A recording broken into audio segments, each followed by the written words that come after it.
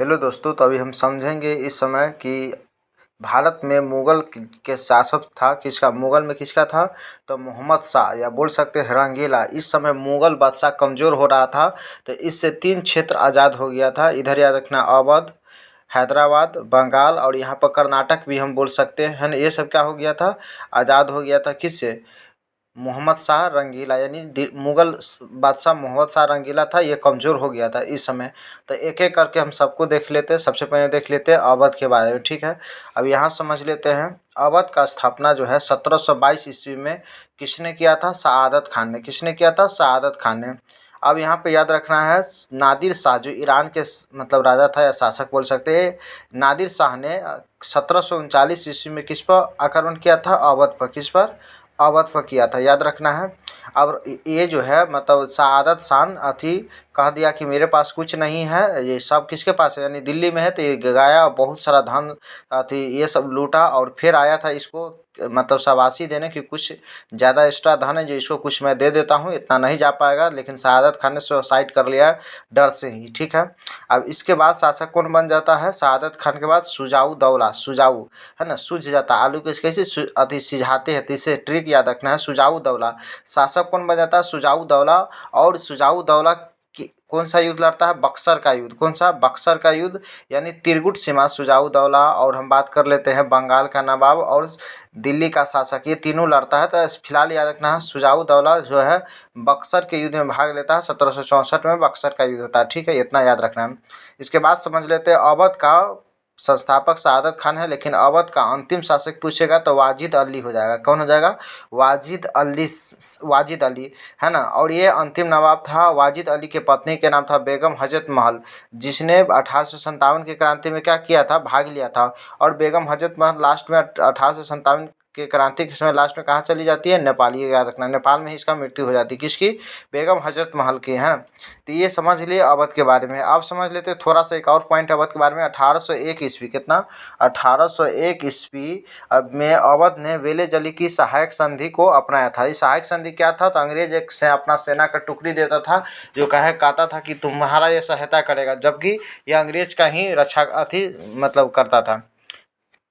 तो याद रखना है कि अवध ने 1801 ईस्वी में क्या स्वीकारा था, वेले का सहायक संधि था। अवध समाप्त हो गया। अब समझ लेते हैं हैदराबाद, जैसे कि यहाँ पर मैप में दिया हुआ हैदराबाद। अब हैदराबाद का संस्थापक कौन था, तो यहाँ पे अपना निजाम उल मुल्क, जिसको चिनक्लिज खान भी कहते, क्या कहते हैं, चिनक्लिज खान। और हैदराबाद का स्थापना कब हुआ था, 1724 में, 1724 में। अब इधर समझ लेते हैं हम थोड़ा सा और, हैदराबाद का जो है लड़ाई किससे चलता था, मराठा से। ऊपर के यहाँ पर क्या था, मराठा था, यहाँ पर क्या था, मराठा था, ठीक है। तो यहाँ पर हम समझ लेते हैं साहू जी, मराठा के एक शासक था साहू जी। इस समय अथी पेशवा का सबसे महत्वपूर्ण पद होता था। जो प्रथम पेशवा था बालाजी विश्वनाथ और दूसरा था बाजीराव। बाजीराव ने निजाम से, यानी हैदराबाद के शासक को निजाम कहते हैं, अवध के शासक को नवाब कहते थे। तो यहाँ पर याद रखना है, बालाजी बाजीराव प्रथम पेशवा हो जाएगा, बालाजी विश्वनाथ प्रथम शासक हो जाएगा, लेकिन बाजीराव प्रथम ये जो था ये सेकेंड पेशवा था। और ये निजाम से मुंशी शिवगांव का संधि करवा लेता है ना, जिसके तहत कि अथी क्या कहता था, यानी कि इसको हैदराबाद के शासक को कहता कि जब हम किसी पर आक्रमण करेंगे तो तुम हम पर आक्रमण नहीं करना, है ना, और मेरा साथ देना। ये चीज़ इस संधि में कहा गया था। लेकिन तीसरा हो जाएगा, देखिए ये बालाजी ले लेना है, ये बाजीराव ले लेना है, बालाजी बाजीराव। बालाजी बाजीराव जो है यहाँ पर झलकी के संधि कर लेता है। कौन सा, झलकी के संधि, लिखा हुआ नहीं, झलकी की संधि। इसके तहत हैदराबाद को क्या कर लेता है, मिला लेता है। मतलब झलकी की संधि के तहत मराठा अपना अधिकार में ले लेता है। हैदराबाद सबसे पहला साथी राज्य है जिसने सहायक संधि को अपनाया था, 1798 में अपनाया था, ये रखना है। इसके बाद यहाँ समझ लेते हैं हैदराबाद जो है पाकिस्तान में मिलना चाहता था, लेकिन सरदार वल्लभ भाई पटेल ने ऑपरेशन पोलो के तहत इसको क्या कर दिया, भारत में मिलाया। कौन मिला, सरदार वल्लभ भाई पटेल, सरदार वल्लभ भाई पटेल ने ऑपरेशन पोलो के तहत इसको मिलाया था, ये याद रखना है। कर्नाटक का संस्थापक सादुतुल्ला खान, कौन हो जाएगा, सादुतुल्ला खान। अब याद रखना है, कर्नाटक पर अधिकार करने के लिए फ्रांस और अंग्रेज के बीच, किसके, फ्रांस एंड अंग्रेज के बीच युद्ध हुआ। कितना युद्ध हुआ, अंग्रेज अंग्रेज के बीच युद्ध हुआ। कितना युद्ध हुआ? तो 3 हुआ। पहला है प्रथम आंग्ल कर्नाटक युद्ध, सेकेंड थर्ड। इस पर प्रथम युद्ध हुआ था 1746 से 1748, दूसरा 1749 से 1754, तीसरा 1756 से 1763। संधि एलासापल पांडिचेरी पेरिस, एलासापल पांडिचेरी पेरिस। कारण है ऑस्ट्रिया के उत्तराधिकार के कारण क्या किया हुआ था? प्रथम युद्ध हुआ था।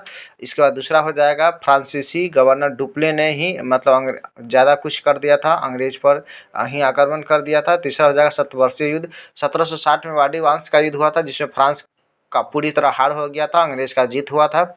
इसके बाद पांडिचेरी की स्थापना याद रखना है फ्रांसीसी मार्टिन ने किया था, जो 1954 में भारत का अंग बना था, यानी पांडिचेरी भारत का अंग का बना था 1954 में। अब समझ लेते हैं मैसूर का संस्थापक हैदर अली हो जाएगा, याद रखना है।